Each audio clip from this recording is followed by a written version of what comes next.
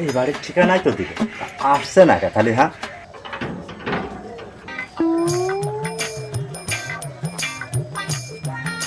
খালি তুই তোর কত বড় কইলজে রে, তোর কইলজে আমার বের করে দেখার খুব শখ।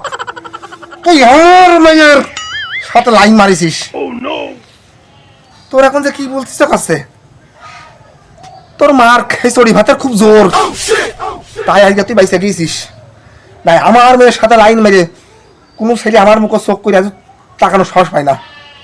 যা করেছিস ভালোই করেছিস। এই নে এখানে 2 লাখ টাকা আছে। আজকের পথে তুই যদি আমার মেয়ে মুখে একবার তুই চোখ তুলে তাকাস, খালি কাটিং পিলাতে তোর আমি 2টো কান কেটে নেবো। যা ভালো হয়ে যাস।